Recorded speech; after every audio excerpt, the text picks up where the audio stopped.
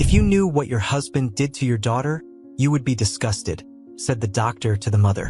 When the mother sees the state of the girl, she immediately calls 911. The fluorescent lights of Boston Children's Hospital cast their usual stark glow across the consultation room as Dr. Rachel Morgan reviewed her next patient's file.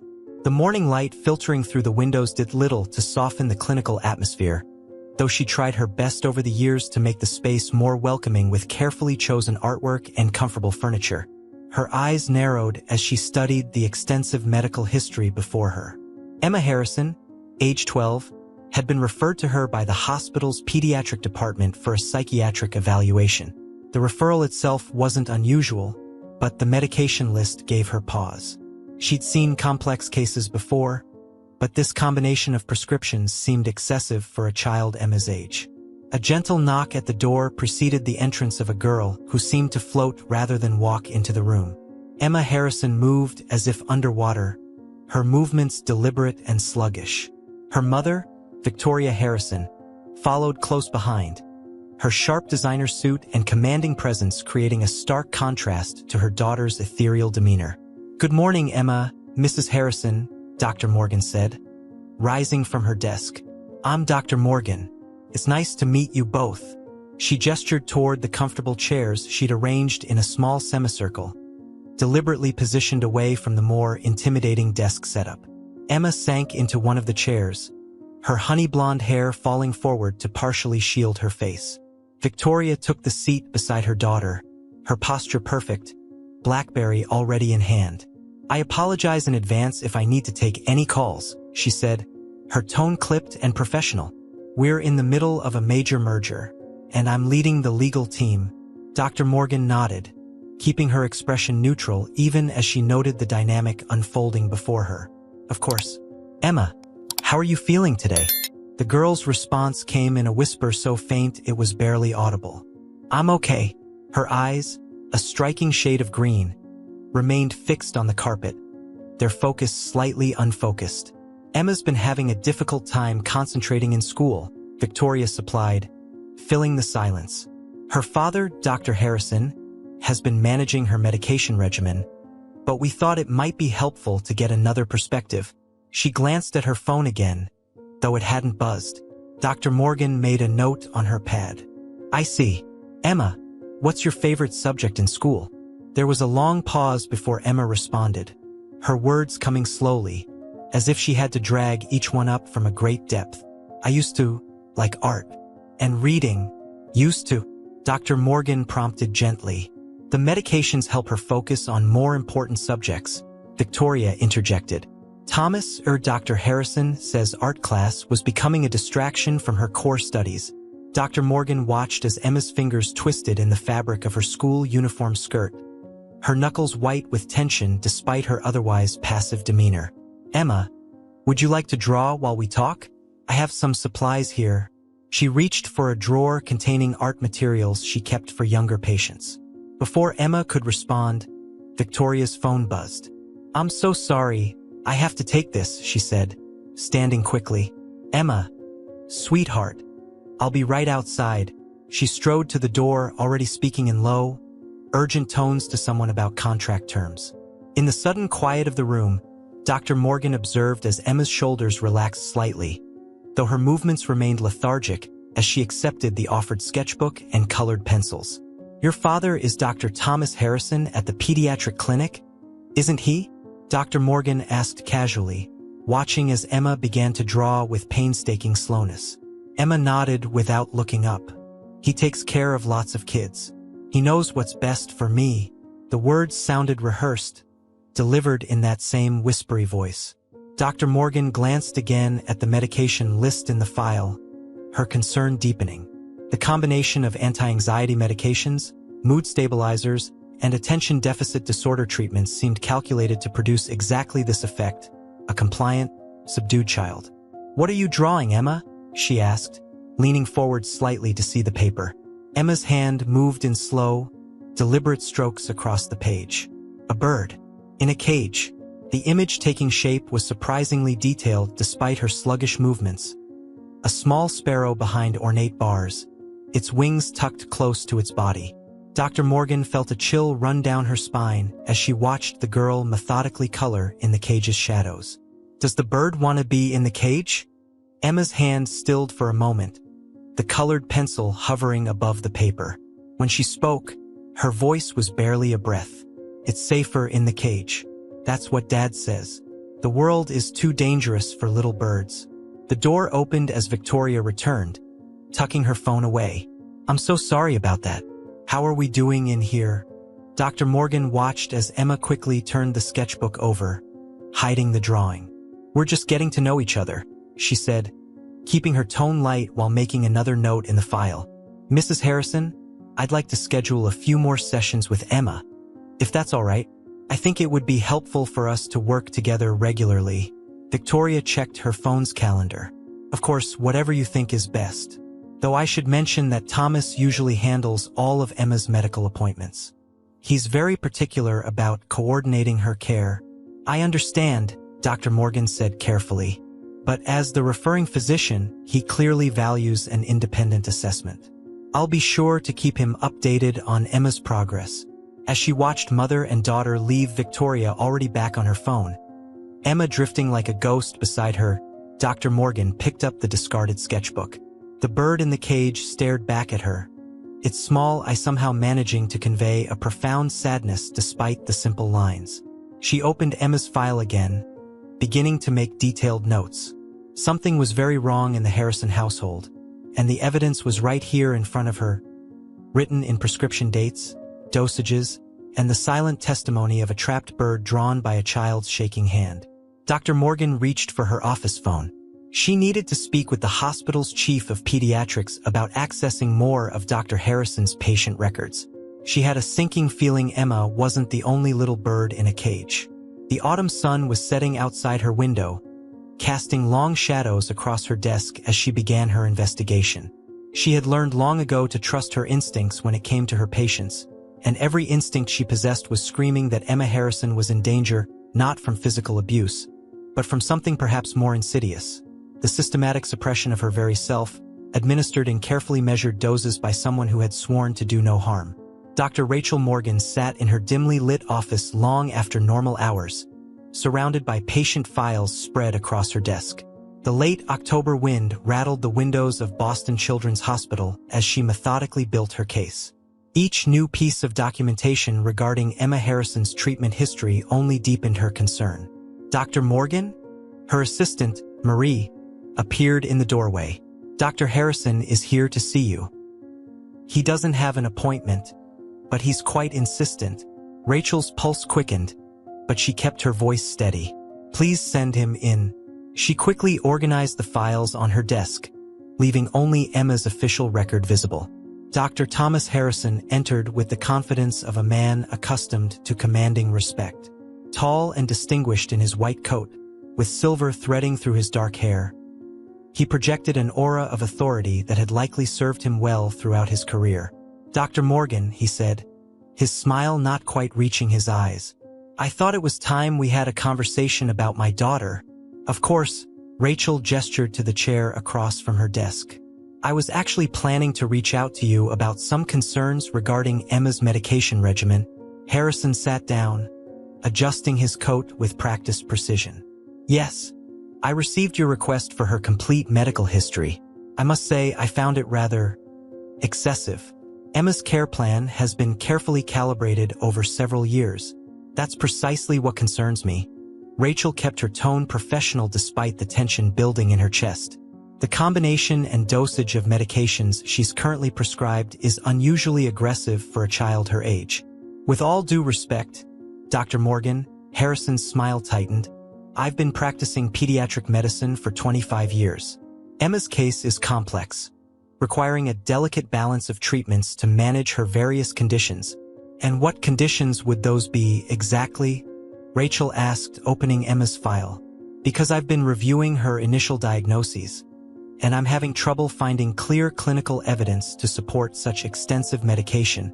A subtle change came over Harrison's face, something fleeting and cold that made Rachel instinctively sit straighter in her chair.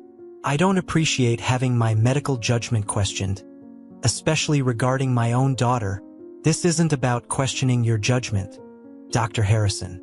It's about ensuring Emma's receiving optimal care. In our sessions, I've observed significant cognitive dampening effects that could be interfering with her development. Harrison leaned forward slightly. My daughter was unmanageable before we began her current treatment protocol.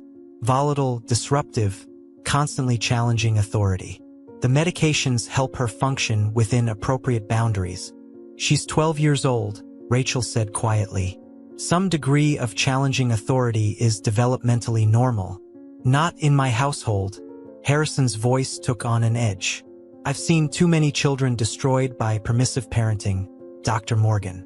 Everything I do is for Emma's protection and well-being. Rachel met his gaze steadily. Including prescribing her 3 times the recommended dosage of anti-anxiety medication? Harrison stood abruptly. I think we're done here. I'll be transferring Emma's psychiatric care to someone with a better understanding of complex pediatric cases. Someone who knows their place in the medical hierarchy. That's your right as her parent, Rachel acknowledged, keeping her voice level. But as her current psychiatrist, I'm obligated to document my concerns about her treatment. He turned back at the door, his expression now completely cold. Be very careful, Dr. Morgan. Your career is still ahead of you. It would be a shame to derail it by making unfounded allegations against a respected colleague. After he left, Rachel sat in the growing darkness of her office, her hands shaking slightly as she made detailed notes about the conversation. The threat had been clear, but it had also confirmed her worst suspicions. Emma's father wasn't just over-medicating her. He was systematically using his medical authority to control her. She reached for her phone and dialed a number she'd been holding onto for just this situation. Dr. Winters? This is Rachel Morgan. Yes, regarding the Harrison case. I need your help accessing some restricted records. I think I've found a pattern, but I need more evidence. As she spoke with the hospital's chief of medical ethics, Rachel glanced at Emma's drawing of the caged bird, which she'd carefully preserved in a clear folder. The image seemed to take on new meaning after her confrontation with Harrison. She wasn't just dealing with medical malpractice. She was witnessing the systematic imprisonment of a child's spirit, administered one prescription at a time.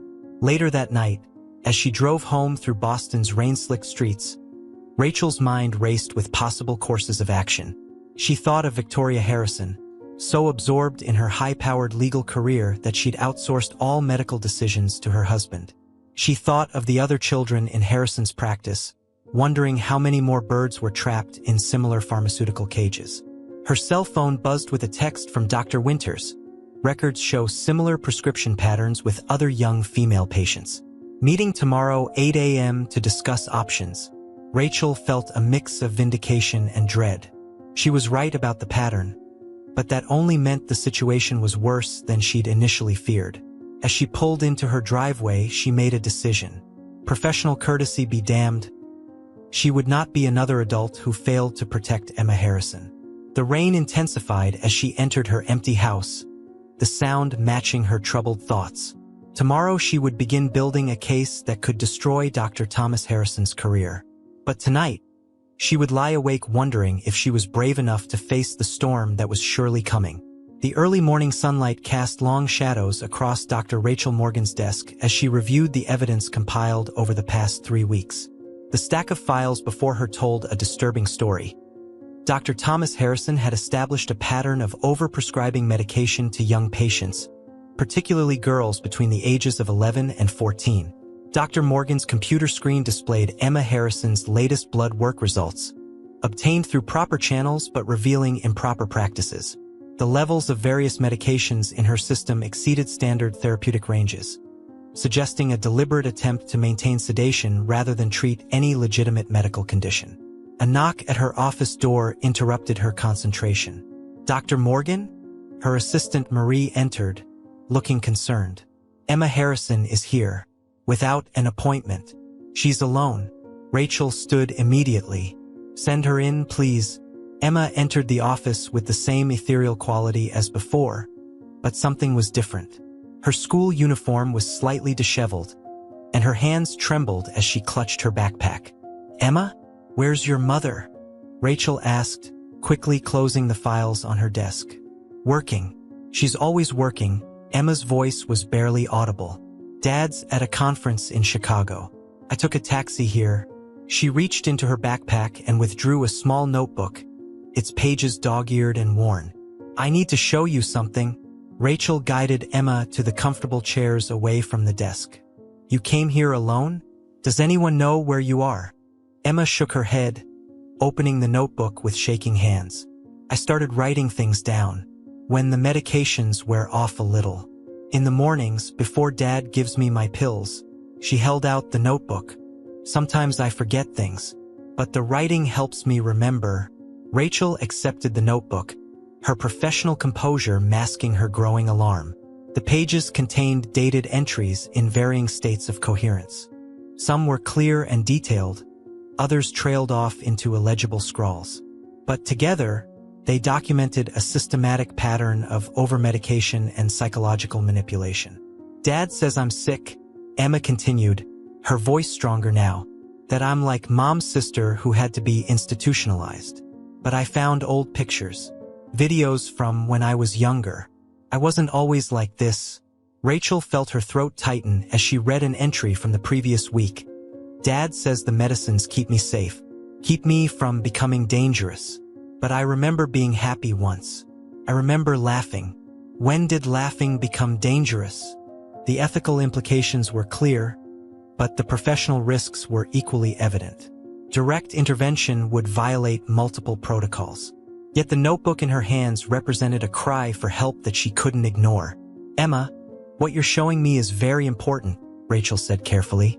But I need to ask, are you sure you want to share this with me? Your father might see it as a betrayal. Emma's green eyes, clearer than Rachel had ever seen them, met hers directly. I don't want to be a ghost anymore, she whispered. Please help me remember how to be real. Rachel made her decision. She reached for her phone and dialed Victoria Harrison's private number, obtained weeks ago but never used. It rang 4 times before going to voicemail. Mrs. Harrison, this is Dr. Rachel Morgan. I need to speak with you immediately regarding Emma. She's in my office, and there are serious matters we must discuss. Please call me as soon as possible. She then sent a text. Your daughter needs you. Medical emergency. Please come to my office immediately. Within moments, her phone buzzed with a response. In courthouse. Emergency recess in 30 minutes. Coming. Rachel turned back to Emma, who had curled up in the chair, her temporary strength seeming to fade. Your mother is on her way. Would you like some water? Or perhaps you'd like to draw while we wait? Emma nodded, accepting the sketchbook Rachel offered. As she began to draw, her movements were less lethargic than during their first meeting. The morning's medications hadn't yet taken full effect. Rachel used the time to document everything, making copies of Emma's notebook entries and preparing the medical evidence she'd gathered. She knew that within the hour, she would likely be ending her career at Boston Children's Hospital. Breaking protocol to contact Victoria directly, accepting Emma without parental consent. These were serious violations. But as she watched Emma draw, this time creating an image of a bird with its wings spread wide, she knew she was making the right choice. Some protocols existed to be broken, especially when they protected the powerful at the expense of the vulnerable. The morning sun continued its ascent, illuminating Emma's pale face as she worked on her drawing. Rachel prepared herself for the confrontation to come, knowing that the next few hours would change multiple lives irrevocably. The truth, like Emma's bird, needed to be free, regardless of the cost. In the quiet of her office, as the clock ticked toward Victoria Harrison's arrival, Dr. Rachel Morgan silently promised the girl before her that she would never again have to face her fears alone. Some promises transcended professional boundaries, and some truths demanded to be told, no matter how carefully they had been caged. Victoria Harrison burst into Dr. Morgan's office precisely 37 minutes after receiving the text, her courthouse heels clicking sharply against the floor. Her professional demeanor faltered momentarily at the sight of Emma curled in the consultation chair, sketchbook in hand. What's this about a medical emergency? She demanded, her litigation-trained voice filling the room. Emma, why aren't you in school? Dr. Morgan stood, gathering the carefully prepared documentation. "Mrs. Harrison, please sit down. What I'm about to show you requires your full attention." Victoria glanced at her phone, then at her daughter, before taking the offered seat. "Make it quick. I have a judge waiting." "Your daughter came to me this morning because she needs help," Dr. Morgan began, laying out the medical records. "I've discovered a pattern of systematic overmedication prescribed by your husband. These are Emma's current blood work results, showing dangerously high levels of multiple psychiatric medications." Victoria's litigation-trained eyes scanned the documents. "Thomas is a respected pediatrician. He wouldn't—" "Mom," Emma's voice, though quiet, cut through her mother's protests. She held out her notebook with trembling hands. "Please read it." Dr. Morgan watched as Victoria accepted the notebook, her professional facade cracking as she read her daughter's desperate entries. The color drained from her face. "I've also documented similar patterns with other young patients in Dr. Harrison's practice," Dr. Morgan continued, her voice gentle but firm. "He's been using his medical authority to essentially sedate young girls into compliance, disguising it as treatment for manufactured conditions." Victoria's hand flew to her mouth as she read a particularly coherent entry. "Dad says the medicines make me better, but I can't remember what better feels like anymore." "Oh God," Victoria whispered. "Emma, baby." She reached for her daughter, but Emma shrank back slightly, years of emotional distance creating a chasm between them. "Mrs. Harrison," Dr. Morgan leaned forward, "I understand this is overwhelming, but we need to act quickly. Your husband returns from Chicago tomorrow, and Emma needs immediate medical intervention to safely withdraw from these medications." Victoria's lawyer instincts suddenly kicked in. "We'll need documentation, records, witness statements." "I have everything prepared," Dr. Morgan indicated the files. "But right now, Emma needs her mother to protect her." Victoria looked at her daughter, really looked at her, perhaps for the first time in years. Emma sat perfectly still, her father's chemical restraints still flowing through her veins, but her eyes were pleading. "The police," Victoria said, pulling out her phone with shaking hands. "We need to call them now. And I want a complete toxicology screen done immediately." She paused, her voice breaking. "My baby. What has he done to my baby?" As Victoria made the calls, Dr. Morgan moved to sit beside Emma, who had begun to tremble more violently. "You're very brave," she said softly. "Everything's going to change now, but I promise you won't have to face it alone." The next few hours passed in a blur of police statements, medical examinations, and tears. Victoria's legal expertise shifted into high gear once the initial shock wore off, coordinating with authorities and hospital administration. Dr. Morgan provided her documented evidence of Thomas's systematic abuse of medical authority, not just with Emma but with other young patients. By evening, an emergency court order was in place preventing Thomas Harrison from contacting his daughter or accessing her medical records. Victoria had arranged for a security detail at their home and the hospital, her years of legal connections proving invaluable. As twilight settled over Boston, Emma finally slept in a supervised hospital room, the first steps of her medication withdrawal carefully monitored. Victoria sat by her bedside, her power suit wrinkled, her face streaked with dried tears. "I should have seen it," she whispered as Dr. Morgan checked Emma's vital signs. "I'm her mother. How did I not see it?" "He was careful, Dr. Morgan replied gently. "He used his authority as both a father and a doctor to hide what he was doing. The important thing is that you're seeing it now." Victoria gripped her sleeping daughter's hand. "I'll destroy him for this," she said, her voice hardening with the same determination that had made her one of Boston's top corporate lawyers. "He won't hurt another child. Ever." Dr. Morgan nodded, updating Emma's chart. Outside the hospital room, police officers stood guard, and somewhere in Chicago, Thomas Harrison was about to receive the call that would end his carefully constructed facade of control. But in this quiet moment, watching mother and daughter begin their long journey back to each other, Dr. Morgan felt a profound sense of rightness. Sometimes healing could only begin after everything fell apart. Emma stirred slightly in her sleep, her face peaceful for the first time since Dr. Morgan had met her. The bird was finally free of its cage, though learning to fly again would take time. But at least now she had a chance. And a mother who would never look away again. The media storm broke over Boston Children's Hospital like a winter nor'easter. Dr. Rachel Morgan watched from her office window as news vans gathered outside, their satellite dishes raised like thorny crowns against the gray November sky. Inside the hospital's administrative wing, an emergency board meeting had been in session for 3 hours. The arrest of Dr. Thomas Harrison at O'Hare International Airport had triggered a cascade of investigations, putting the hospital's oversight procedures under intense scrutiny. Dr. Morgan? Marie appeared at her door. "They're ready for you in the conference room." Rachel gathered her documentation and made her way through the hushed corridors. Hospital staff stepped aside as she passed, their expressions a mix of respect and unease.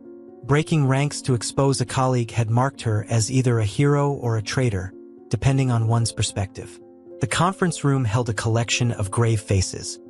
The hospital board, legal representatives, and investigators from the state medical board.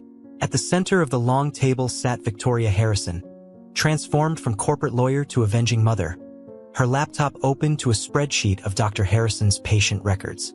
Dr. Morgan, the board chairman, gestured to an empty seat. "Please walk us through your initial observations that led to this investigation." Rachel spoke for nearly an hour, methodically presenting her evidence. She detailed Emma's symptoms, the excessive medication protocols, and the patterns she discovered in Dr. Harrison's other young patients. Throughout her presentation, Victoria maintained a rigid composure, though her knuckles whitened around her pen when Rachel described Emma's secret journal. "We've identified 17 other cases so far," Victoria added when Rachel finished. "All girls between 11 and 14. All prescribed similar combinations of medications without adequate documentation of symptoms or proper follow-up evaluations." The state medical investigator leaned forward. "And you believe Dr. Harrison specifically targeted this age group?" "Yes," Rachel responded. "The pattern suggests he focused on girls approaching adolescence, using medication to suppress natural developmental changes that he viewed as problematic." The implications hung heavy in the air. A respected pediatrician had systematically drugged young girls into compliance, starting with his own daughter, and the system had failed to catch it. The meeting continued well into the evening, discussing oversight reforms and patient notification protocols. Rachel's mind kept returning to Emma, now in her 3rd day of carefully monitored medication withdrawal. When she finally returned to the pediatric psychiatric ward, she found Victoria outside Emma's room, speaking quietly with a detective. Inside, Emma was experiencing her first clear evening in years, though the physical symptoms of withdrawal left her pale and shaking. "The media's requesting interviews," Victoria said as Rachel checked Emma's vital signs. "They want her story." "Our story?" "She's not ready," Rachel replied firmly. "Emma needs time to find her own voice again before she can share it with the world." Victoria nodded, watching her daughter through the window. Emma was attempting to actually read, not just stare blankly at pages, though her hands still trembled too much to hold the book steady. "We've had calls from other parents," Victoria said softly. "They're starting to recognize the signs in their own daughters. This is going to get bigger before it gets better." Rachel updated Emma's chart, noting the gradual reduction in withdrawal symptoms. "How are you holding up?" Victoria's professional facade cracked slightly. "I keep thinking about all the times she tried to tell me something was wrong, but I was always too busy, too trusting in Thomas's medical judgment." She pressed her hand against the window. "I left her alone with her jailer." "You're here now," Rachel reminded her. "And Emma needs you focused on the future, not lost in guilt over the past." Inside the room, Emma had fallen into an uneasy sleep, her book slipping from her grasp. Victoria entered quietly to cover her with a blanket, her movements tentative, as if she was still learning how to mother without her husband's toxic influence. Rachel made her final notes of the day, knowing tomorrow would bring more investigations, more revelations, more painful truths to face. But watching Victoria gently smooth her daughter's hair, she saw hope in the simple gesture of maternal love, finally awake and alert to its own power. The media circus would continue, the investigations would expand, and the medical community would be forced to confront its failures. But in this quiet hospital room, the real work of healing had already begun, one trembling page, one gentle touch, one clear moment at a time. December brought early snow to Boston, coating the hospital grounds in pristine white as Emma Harrison began her 6th week of recovery. Dr. Rachel Morgan observed the marked changes in her young patient with cautious optimism. The physical symptoms of withdrawal had largely subsided, though the psychological journey was only beginning. Today marked a significant milestone: Emma's first group therapy session with other survivors from her father's practice. The hospital had converted a comfortable conference room into a safe space, with soft lighting and circular seating designed to promote openness and equality. Emma entered the room precisely at 10 o'clock, Victoria close behind her. The transformation in both mother and daughter was striking. Emma's movements, though still careful, had lost their drugged weightlessness. She carried herself with emerging awareness, her green eyes clear and observant. Victoria had exchanged her court-ready suits for more casual attire, her attention fully focused on her daughter rather than her phone. "Good morning, Emma," Rachel greeted her. "Are you ready to meet the others?" Emma nodded, though her hands twisted nervously in the fabric of her sweater. Will they be like me?" "They've had similar experiences," Rachel explained gently. "Each story is unique, but you all share a common journey toward recovery." For other girls arrived with their parents, each carrying the invisible weight of betrayed trust. Rachel had selected them carefully for this initial group, all within a year of Emma's age, all showing promising signs of recovery. Their parents gathered in a separate support room down the hall, where Victoria would join them after ensuring Emma was settled. "Before we begin," Rachel addressed the group, "I want you to know that this is your space. There's no pressure to speak if you don't feel ready. Sometimes listening is just as important as sharing." The girls sat in cautious silence at first, studying each other with the wariness of those accustomed to having their perceptions doubted. Rachel guided them through simple introduction exercises, watching as their rigid postures gradually relaxed. It was Lily, the youngest, who broke the ice. "Did your dad tell you that you were dangerous too?" The question hung in the air for a moment before Emma spoke, her voice gaining strength with each word. "He said I had too many feelings, that they would hurt me if he didn't control them." A current of recognition passed through the group. One by one, similar stories emerged, of emotions labeled as symptoms, of natural adolescent changes treated as pathology, of childhood vibrancy dulled by calculated chemical restraint. "I found my old dance recital videos," shared Madison, her dark hair falling forward as she spoke. "I used to love performing, but then the medicines made me too dizzy to dance." Emma's response came with unexpected clarity. "He took our colors away, made us gray so we wouldn't stand out." The session continued, pain and understanding flowing between these young survivors. Rachel observed as Emma gradually emerged as a gentle leader, her own healing journey giving strength to others. When she shared excerpts from her secret journal, several girls nodded in recognition, some revealing similar hidden records of their clouded years. Victoria watched through the observation window, tears sliding silently down her face. Other parents stood with her, their shared guilt and determination creating new bonds of support and advocacy. After the session, as the group dispersed with promises to return next week, Emma lingered behind. She approached Rachel's desk with measured steps, pulling out her latest journal, no longer a secret record of fog and fear, but a chronicle of awakening.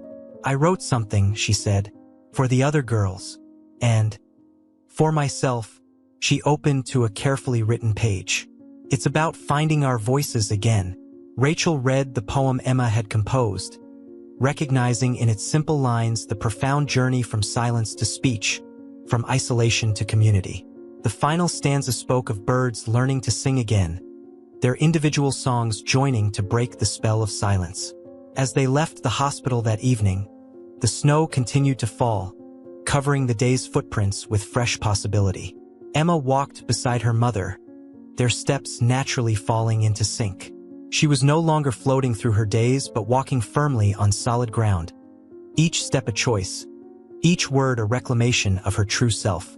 Rachel watched them go, knowing that tomorrow would bring new challenges, new memories to process, new emotions to navigate. But today had proven that healing, like voice, grows stronger when shared.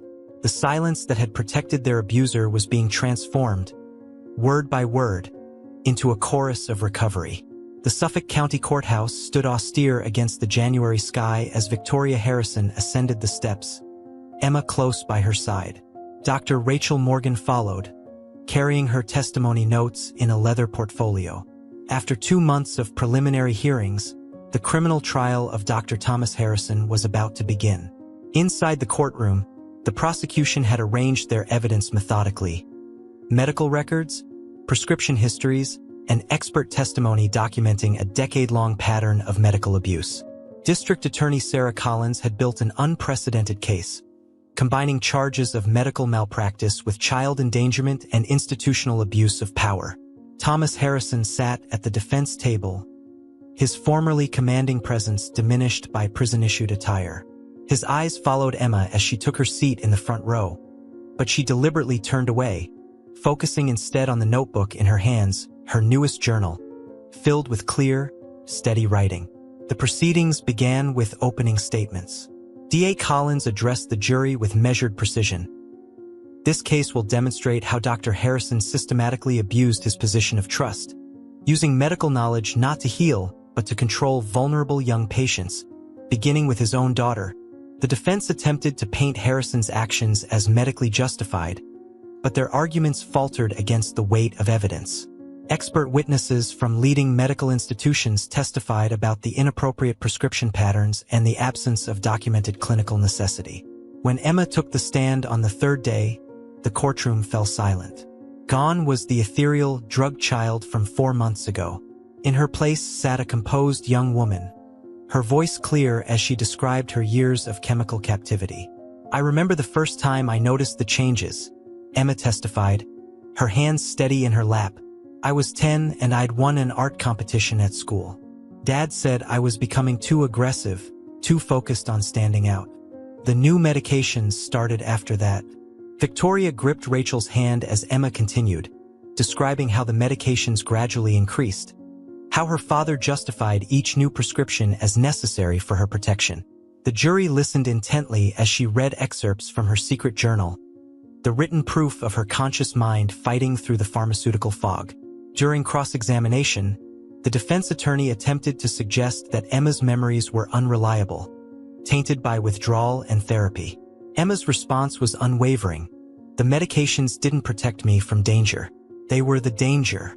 They stole my voice, my art, my ability to feel anything deeply.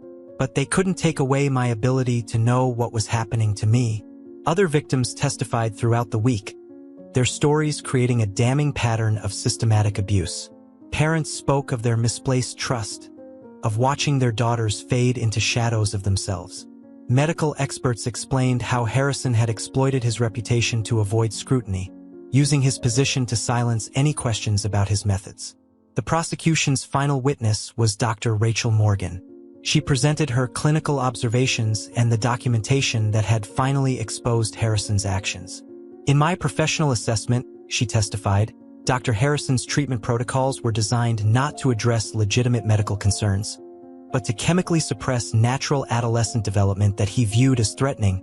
Thomas Harrison declined to testify in his own defense. He sat impassively as the jury delivered their verdict after just 6 hours of deliberation. Guilty on all counts.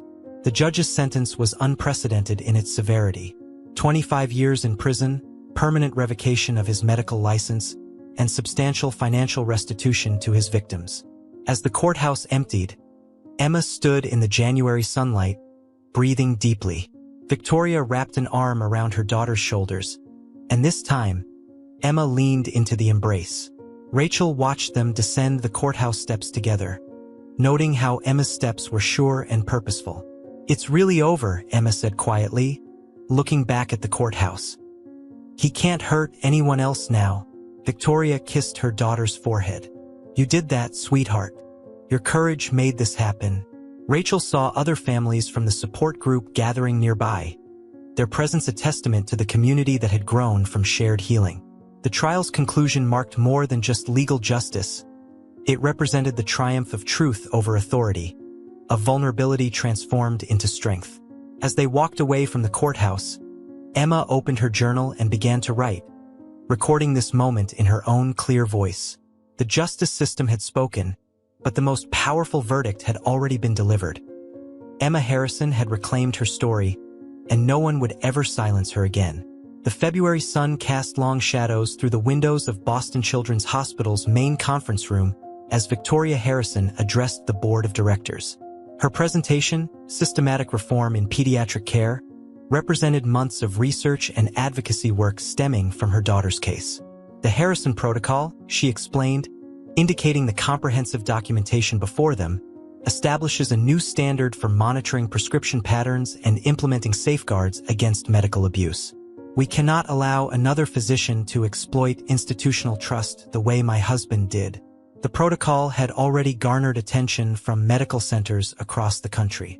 Its key innovations included mandatory peer review of long-term pediatric medication plans, enhanced documentation requirements for psychiatric prescriptions, and a revolutionary patient advocacy system that gave children direct access to independent medical oversight. Dr. Rachel Morgan observed from her position at the conference table, noting how Victoria seamlessly balanced her legal expertise with her newfound role as a patient rights advocate. The corporate lawyer who had once been too busy to question her daughter's treatment had transformed into a formidable force for institutional change.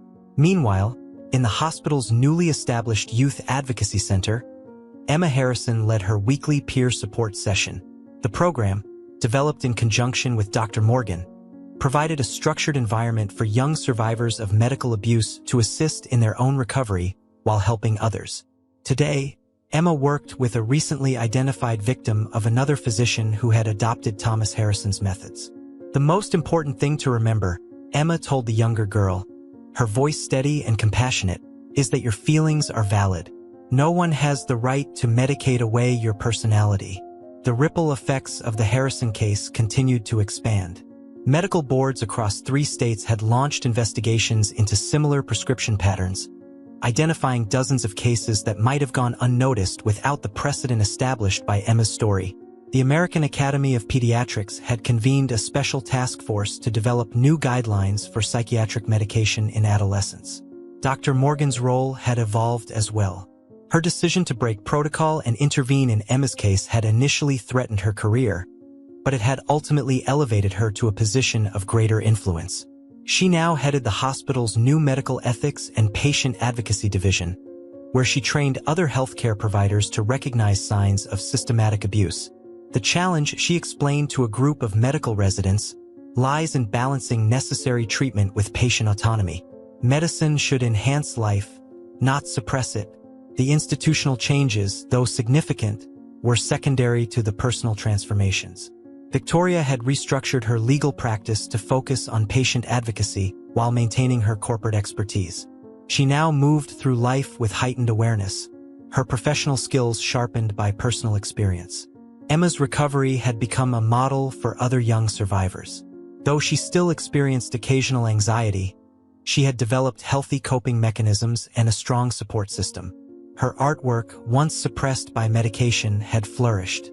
Her latest series, displayed in the Youth Advocacy Center, depicted various stages of healing through powerful visual metaphors. The Harrison Protocol's implementation marked a fundamental shift in pediatric care. Medical institutions across the country began adopting its guidelines, creating a network of safeguards designed to protect vulnerable patients. The protocol's most innovative feature, direct access to patient advocates, gave children a voice in their own medical care, ensuring that future Emma Harrisons would not suffer in silence. As winter gradually yielded to spring, the case's influence continued to grow. Legal precedents established during Thomas Harrison's trial were cited in similar cases, leading to increased scrutiny of medical authority and stronger protections for patient rights. The medical community, initially defensive, began to embrace reform as necessary for maintaining public trust. Victoria's weekly support group for parents had expanded to include families from across New England. Together, they worked to transform their guilt and anger into constructive action, advocating for changes in medical oversight and supporting other families navigating similar challenges. The ripple effect touched countless lives, from hospital administration to individual patient care.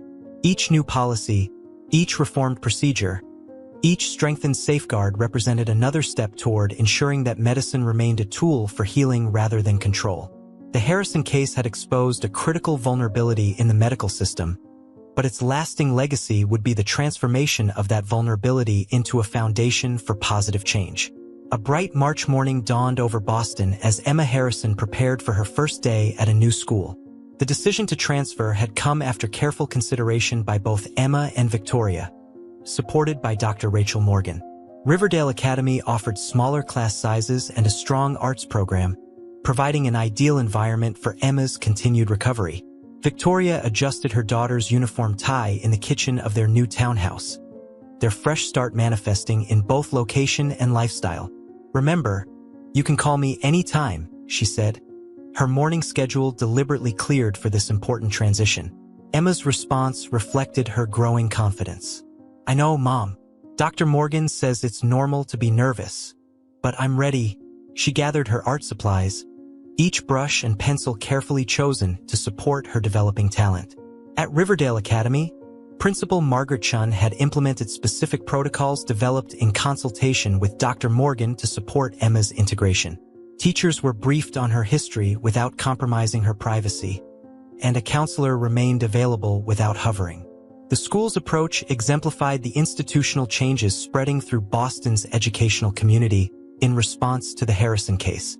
Emma's art teacher, Ms. Lambert, recognized the therapeutic value of creative expression and provided gentle encouragement. During her first class, Emma began work on a self-portrait, her strokes deliberate and assured. The emerging image showed not just her physical features but captured something deeper, a sense of self-awareness that had been chemically suppressed for so long. Victoria maintained regular contact with Dr. Morgan, who continued to oversee Emma's recovery. Their weekly meetings now focused less on crisis management and more on long-term development. Emma's progress served as a model for other recovering patients, demonstrating the resilience of the young mind when freed from inappropriate chemical constraints. The Harrison Protocol's implementation at Boston Children's Hospital had established new standards for pediatric care. Victoria's legal expertise ensured that these changes became permanently integrated into hospital policy, while Dr. Morgan's oversight guaranteed their practical effectiveness. Their collaboration exemplified how professional skills and personal experience could combine to create meaningful reform. Emma's peer support work continued to evolve. She developed a mentoring program for younger survivors, sharing her experiences through art therapy sessions. Her own artwork gained recognition for its powerful themes of emergence and renewal, leading to an invitation to display her pieces at a children's rights advocacy conference. The spring semester progressed, marking positive changes in both mother and daughter. Victoria's reformed legal practice flourished as she balanced corporate law with patient advocacy. Emma's academic performance reflected her natural intelligence, finally free to express itself without chemical interference. Their relationship deepened through shared experiences and open communication, replacing the prescribed silence of their past. Dr. Morgan observed these developments with professional satisfaction and personal joy. The comprehensive approach to recovery, combining medical oversight, educational support, and family therapy, provided a template for treating other survivors of medical abuse. Her department expanded to accommodate increasing referrals as other institutions recognized the value of their methods. As March gave way to April, Emma's recovery continued to demonstrate the effectiveness of patient-centered care. Her success story, documented through medical records and artistic expression, offered hope to other families beginning their own healing journeys. The patterns of recovery, once established, created a framework for lasting positive change. The transformation extended beyond individual healing to institutional reform, proving that systematic abuse could be not just exposed but prevented through vigilant oversight and empowered advocacy. Emma's journey from silent victim to confident survivor illustrated the profound impact of giving children a voice in their own medical care.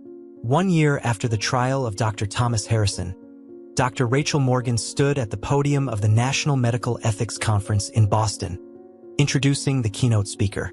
The grand ballroom of the Four Seasons Hotel was filled to capacity with medical professionals, legal experts, and patient advocates from across the country.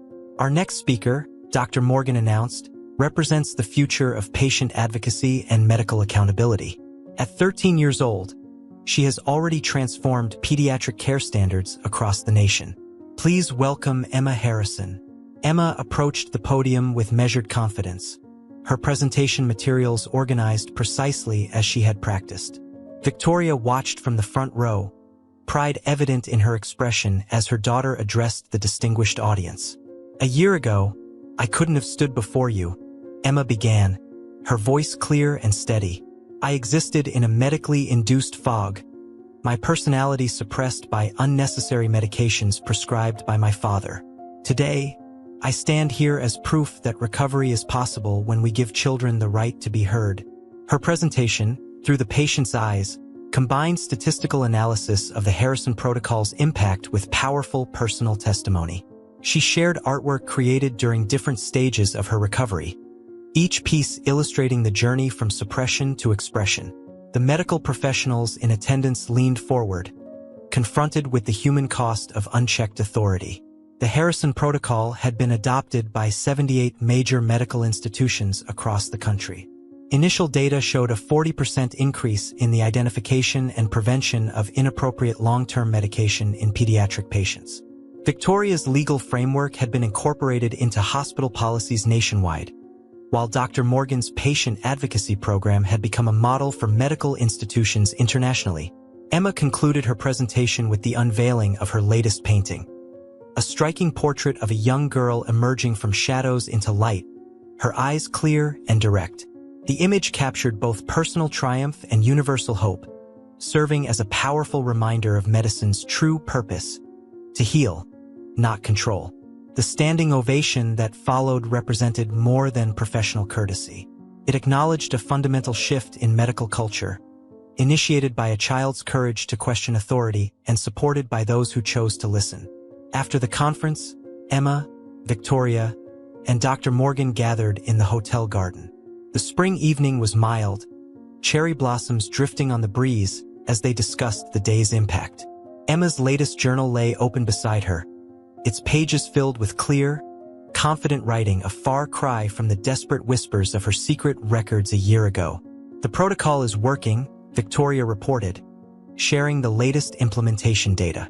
"We've identified 15 potential cases this quarter alone, before any harm was done," Emma added, "and the peer support network has expanded to every major children's hospital in New England.